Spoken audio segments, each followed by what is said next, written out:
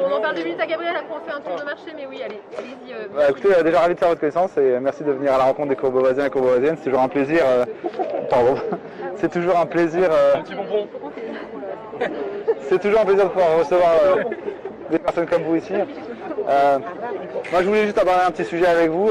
Aujourd'hui, nous, habitants de Courbevoie, en fait, on se bat aujourd'hui pour un écoquartier à Courbevoie. C'est un projet qui a depuis plusieurs années à Courbevoie, sur lequel on parle, il y a des études, des constructions, etc. Un sujet que le maire a beaucoup soutenu. Tout à fait, exactement. C'est un quartier qui est autour de Tout à fait. On a eu beaucoup de communication à ce sujet. Vous voyez, un quartier, végétation sera omniprésente, beaucoup de verdure, quartier aéré, etc. Nous, on a été les premiers à acheter en fait dans ce quartier-là, qui est en cours de construction par BNP Interconstruction, de promoteurs qui sont bien présents dans la ville.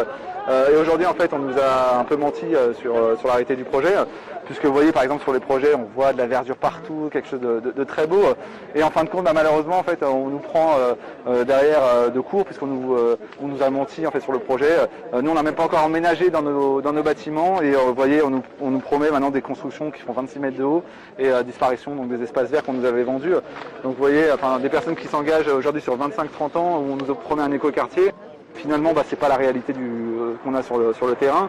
Et aujourd'hui, on se bat depuis plusieurs semaines maintenant tous ensemble pour essayer de faire valoir nos droits et d'avoir un vrai écoquartier à Courbevoie, comme on nous l'a promis, de ne pas avoir un béton quartier plutôt. Parce que c'est ce qu'on constate aujourd'hui et c'est pas ce qu'on attendait, c'est pas le cadre de vie qu'on attendait aujourd'hui.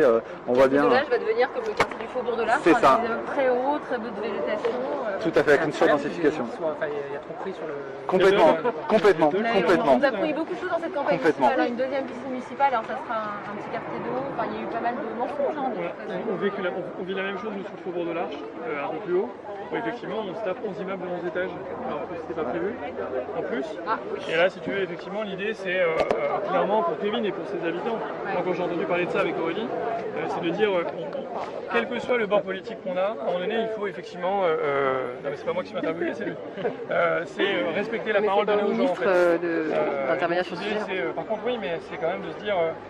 C'est bien de le sensibiliser, bien sûr. Souvent, chez les maires et les RR, on a un peu la même chose, c'est-à-dire qu'on nous promet du blanc. Ça promet longtemps, on est dans la campagne. C'est pas ça. Mais Gabriel, c'est un élu local avant, donc tu connais bien les sujets locaux.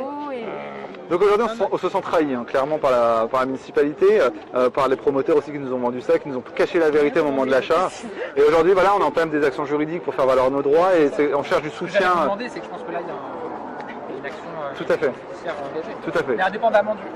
Non, c'est je tiens, c'est Mais non, il y avait un petit hamster ou un truc.